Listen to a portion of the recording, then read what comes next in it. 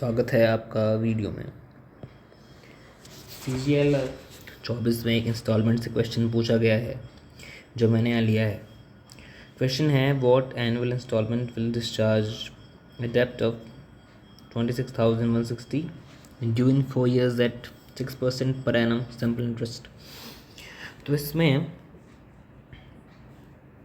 आपकी सुविधा के लिए मैं समझा देता हूँ कि कोई भी पर्सन है, उसने लेट से कि P अमाउंट जो है वो बोरो किया हुआ था। P अमाउंट किसी पर्सन ने बोरो किया।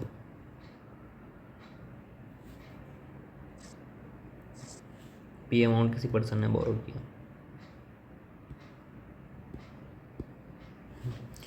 P अमाउंट किसी पर्सन ने बोरो किया था और वो जो P अमाउंट किसी पर्सन ने बोरो किया था प्रिंसिपल, और वो जो अमाउंट है, वो जो P है वो 4 years के बाद कुछ A हो जाता।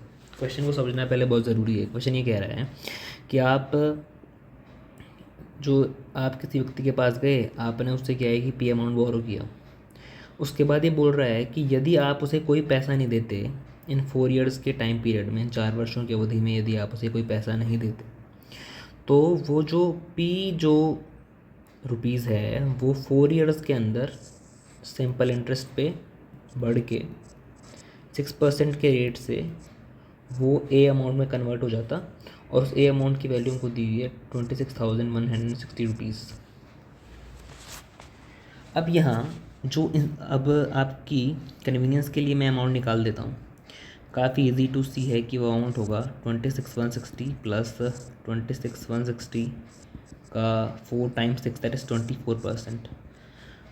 तो ज़्यादा अमाउंट आएगा। 26,160 का आपको 24% पे करना पड़ेगा यदि आप 4 वर्षों की अवधि के बाद अमाउंट पे करते हैं।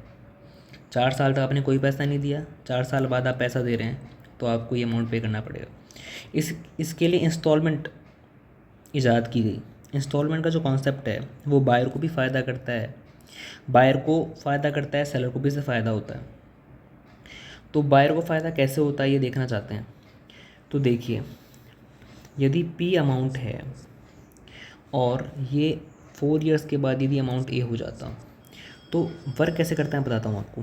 P अमाउंट आपने बोरो किया, 1 साल के बाद क्या हुआ कि R% मान लो कि SI पे वर्क कर रहा है, तो R% SI पे अमाउंट हो जाएगा P × 1 + R/100। ये पेबल बनेगा 1 साल के बाद। आपने I अमाउंट दे दिया, तो आपने क्या किया कि यदि आप कोई पैसा नहीं देते तो ये I माइनस नहीं करते ना यहाँ से, तो इस पर ब्याज लगता है 1 साल के लिए, फिर उस पर 1 साल ब्याज लगता है, फिर उस पर 1 साल ब्याज लगता है, ऐसा ही तो ज़्यादा अमाउंट बनता है। लेकिन आपने क्या किया, इसमें से अमाउंट घटा दिया I। तो अब वापस इस पर R% ऐसा ही लगेगा 1 साल के लिए, तो जो अमाउंट होगा बढ़ के इतना हो जाएगा। ये जो अमाउंट तो था ही पूरा, इसको मैं बिग ब्रैकेट में लिख देता हूँ और फिर यहाँ से ये देखिए ऐसे वर्क करता जाता है। लेकिन जो इंस्टॉलमेंट होती हैं वो कन्वीनियंस के लिए ग्राहक की क्या रखी जाती हैं, बराबर रखी जाती हैं। ऐसे नहीं कि आप फ्रिज लेने गए हैं, 20,000 का फ्रिज है, 10% SI पे चल रहा है, वो कह रहा है कि आपको पहले साल 3,000 देनी है, अगले साल 4500 देनी है, फिर 5500 देनी है। ऐसे नहीं होता। इंस्टॉलमेंट को ताकि याद रहे आपको, ग्राहक की सुविधा के लिए उसको बराबर रखा जाता है एज अ कन्वीनियंस के लिए उसकी।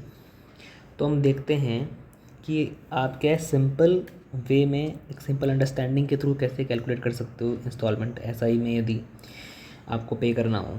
तो देखते हैं क्वेश्चन को दोबारा। क्वेश्चन था कि आपने कोई अमाउंट लिया T = 0 पे, और आफ्टर T = 4 years पे जो है वो अमाउंट A हो जाता यदि आप कोई इंस्टॉलमेंट पे नहीं करते। आपको जो डेप्ट ड्यू रहता आपका वो रहता 26,160, और ये 6% PA से आया है SI पे। तो लेट से कि ये फर्स्ट ईयर है, ये सेकंड ईयर है, ये थर्ड ईयर है, और ये फोर्थ ईयर है। फर्स्ट ईयर पे लेट से कि आपने 100 यूनिट्स जो हैं रुपीज़ दिए, सेकंड ईयर में भी 100 रुपीज़ यूनिट दिए, थर्ड ईयर की समाप्ति पर 100 यूनिट्स दिए, फोर्थ ईयर की समाप्ति पर आपने 100 यूनिट्स दिए। इंस्टॉलमेंट बराबर ली जाती हैं तो मैं बराबर ले रहा हूँ, बराबर ही कैलकुलेट की जाती है। तो 100 यूनिट्स मान ली मैंने। तो मैंने कुछ अमाउंट बोरो किया था, उस अमाउंट से मुझे कोई मतलब नहीं है, बस मुझे ये जो वो 4 साल के बाद वो अमाउंट बनेगा, प्रोवाइडेड दैट मैं कोई पैसा इन 4 वर्षों की अवधि में नहीं देता हूँ, वो है 26,160, 6% PSI पे वो बना है। तो अब मैं मानता हूँ कि फर्स्ट ईयर की आखिर में मैंने 100 रुपीज़ दिए, सेकेंड ईयर के आखिर में 100, थर्ड ईयर के आखिर में दोबारा से 100, और फोर्थ ईयर के आखिर में फिर से मैंने 100 दिए। तो आप ऐसा सोचिए पल के लिए कि यदि आप ये 100, आपने फर्स्ट ईयर के आखिर में 100 रुपीज़ दे दिए उस बंदे को, अगर आप ये पैसा उसे फर्स्ट ईयर के लास्ट में नहीं देते, फर्स्ट ईयर के आखिर में आप उसे पैसा नहीं देते, तो क्या होता, इन 100 रुपीज़ पर पहले साल के आखिर में दिए, 3 साल के लिए ब्याज और लगता, सेकेंड ईयर की भी ब्याज लगता, थर्ड ईयर की ब्याज लगता, फोर्थ ईयर के लिए भी इसमें इंटरेस्ट कैलकुलेट होता, यदि आप उसे 100 रुपीज़ नहीं देते। तो सेकेंड ईयर के लिए ब्याज लगता वो 6% लगता, थर्ड ईयर के लिए जो ब्याज लगता 6% लगता, फोर्थ ईयर के जो ब्याज लगता वो 6% लगता। तो 6%, 6%, 6%, टोटल 18% इंटरेस्ट लगता। तो यहाँ से जो है 118 रुपये बनता, 118 रुपये आपको पे करने पड़ते अमाउंट के फॉर्म में। तो मैं क्या कर रहा हूँ, अमाउंट को कैलकुलेट कर रहा हूँ, और जो अमाउंट आएगा उसको रियल अमाउंट को बराबर करके और फिर मैं इंस्टॉलमेंट 100 यूनिट्स की वैल्यू निकाल लूँगा, ये मेरी ट्रिक है। तो यदि मैं इंस्टॉलमेंट नहीं देता तो मुझे 118 यूनिट पे करने पड़ते, ये मुझे ये 100 रुपीज़ बता रहे हैं जो मैंने फर्स्ट ईयर के आखिर में दिए हैं। अब ना सेकंड ईयर के आखिर में जो 100 रुपीज़ दिए उनसे पूछ लेते हैं, तो वो कह रहे हैं कि आपने सेकंड ईयर के आखिर में दिए थे तो आपको थर्ड ईयर और फोर्थ ईयर का नहीं देना पड़ा ब्याज इस पर, लेकिन अगर आप नहीं देते तो थर्ड ईयर और फोर्थ ईयर का भी इंटरेस्ट मुझ पर लगता। तो कह रहा है कि 6% लगता, 6% लगता, 12% लगता, तो भाई साहब 112। फिर ये थर्ड ईयर के 100 रुपीज़ जो आखिर में दिए थे वो कह रहे हैं कि आपने मुझे पे कर दिया था, अगर आप मुझे पे नहीं करते तो फोर्थ ईयर के लिए मैं 6% ब्याज जोड़ता। तो वो ऐसे जोड़ रहा है कि मैं 6 जोड़ता, 106। और फोर्थ ईयर के आखिर में 100 दिए, तो फोर्थ ईयर पे तो पूरा टाइम पीरियड ही ख़त्म हो जाता है, तो उस पर कोई ब्याज नहीं जुड़ता। तो वो 100 रुपीज़ ही अपनी तरफ से जोड़ रहा है अमाउंट में। अब ये है पूरा अमाउंट 100 यूनिट्स के फॉर्म में, तो इसको जोड़िए आप, कितना हो जाएगा, 118, 112, 106 और 100, ये हो जाएगा आपका 436।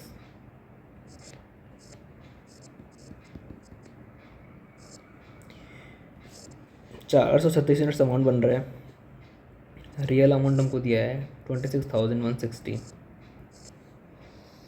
तो यहाँ से आप कैलकुलेट करेंगे तो ये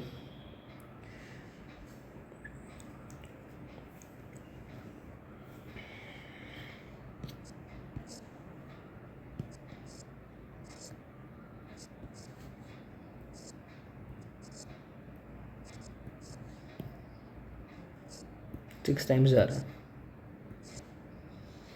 हमने जो इंस्टॉलमेंट की वैल्यू मानी थी 100 यूनिट्स मानी थी, तो इंस्टॉलमेंट की जो वैल्यू आएगी वो आएगी 600 रुपीज़।